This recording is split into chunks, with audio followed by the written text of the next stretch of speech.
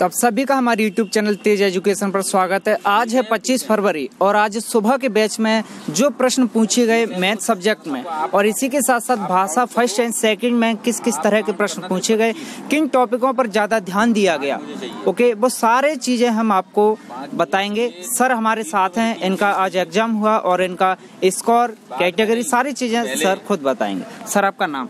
देखिए, मेरा नाम जितेंद्र शर्मा है और आज माध्यमिक शिक्षक परीक्षा में मैंने आज 113 एग्रीगेट स्कोर किया 150 में से। उसमें मैक्सिमम मेरा जो स्कोर रहा वो 52 मार्क्स मैथमेटिक्स में रहा। उसके बाद में बाल विकास थोड़ा सा भीग गया मेरा। दोनों लैंग्वेजेस में मेरा जो मेन लैंग्वेज था वो हिंदी था और उसमें 27 मार्क्स अचीव किया।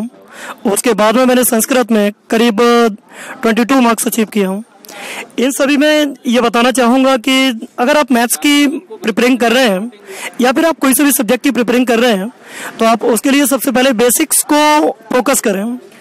अगर आप उस सब्जेक्ट को फोकस नहीं करेंगे, अगर आपका बेस वीक हो जाएगा तो आप अपने सब्जेक्ट पर कमांड नहीं ले सकते हैं।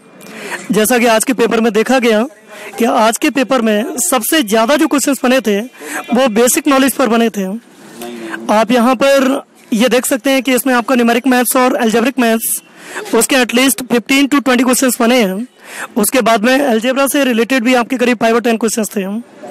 और आपका रही बात पेडागोजी की, तो पेडागोजी के लिए तो मैं तो बोलना चाहूँगा कि आप ऑनलाइन क्लासेस जैसे उत्कर्ष क्लासेस को भी ज्वाइन कर सकते हैं। ऑनलाइन क्लासेस, क्योंकि उत्कर्ष क्लासेस की जितनी भी पेडागोजी है वो बहुत अच्छी है और आप उससे अपना बहुत अच्छा एग्रीगेट स्कोर्स कर सकते हो।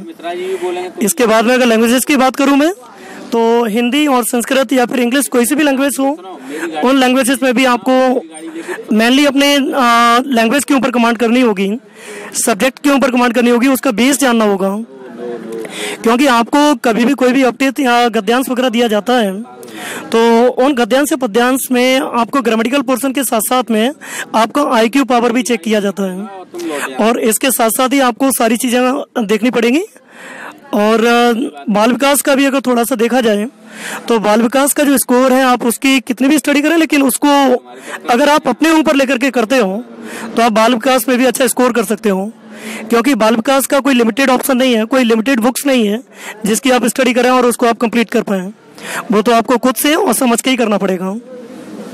जी हाँ सर, मैथ में किन किन टॉपिकों से ज़्यादा प्रश्न पूछे गए, पैटर्न क्या रहा, वो सारी चीज़ें। मैथमेटिक्स के अंदर मैक्सिमम जो पोर्शन था आपका, जैसे मैंने आपको बताया, न्यूमेरिक एंड अलजेब्रिक मैथ्स था, लेकिन इसमें भी स्टैंडर्ड लेवल अच्छा था। कुछ फ्रैक्शंस के क्वेश्चंस थे, इसके बाद में कुछ आपकी डेफिनेशन वगैरह तो कुछ नहीं था, लेकिन इसमें कुछ रूल्स वगैरह उनसे रिलेटेड भी आपके क्वेश्चंस थे।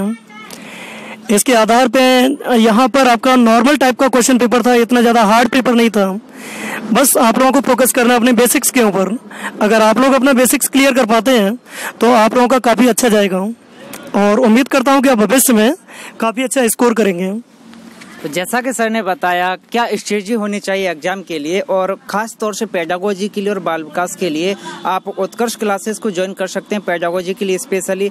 तो आगे जिनका सोशल साइंस एंड हिंदी का जो पेपर होने वाला है और जिनका कल मैथमेटिक्स का पेपर होने वाला है, वो विशेष तौर से अगर आपके पास समय निकालें और उत्कर्ष क्लासेस जरूर देख लें। ओके, उत्कर्ष क्लासेस की पेडागोजी। और आगे हमारी टीम पूरी कोशिश करेगी आपको स्टडी मटेरियल प्रोवाइड कराने की और आप उत्कर्ष क्लासेस को जरूर देखिएगा पेडागोजी के लिए।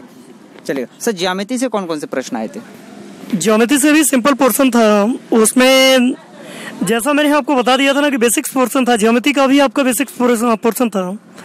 एक्चुअली क्या होता है कि जिन बंदों की प्रिपरेशन नहीं होती है वो बंदे इस एग्जाम को टफ बोल देते हैं, लेकिन मेरे अकॉर्डिंगली अगर मैं देखता हूँ इसको तो मैथ्स का जो स्टैंडर्ड आना चाहिए था माध्यमिक शिक्षक के लिए वो स्टैंडर्ड इस वाले पेपर में मुझे नहीं दिखा।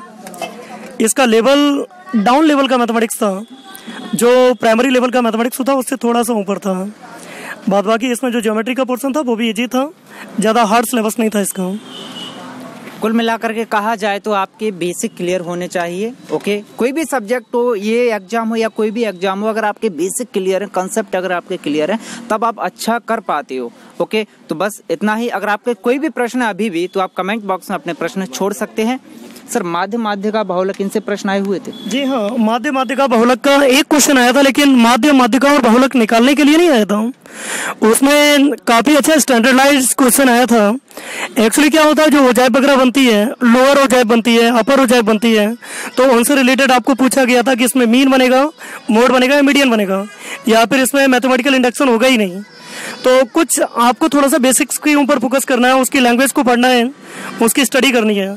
ऐसा नहीं कि आप लोग सिर्फ सम्स के ऊपर जाएं, आपको उसकी स्टडी भी करनी होगी, उसकी लैंग्वेज की भी स्टडी करनी होगी, तब जाकर के आप अपने क्वेश्चंस को अटेम्प्ट कर पाओगे।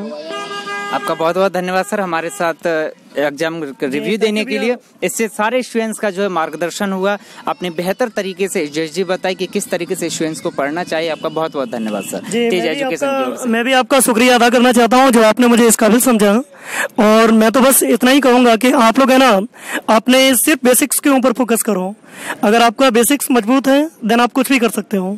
Best of luck to all of you. Thank you sir. Welcome. Thank you.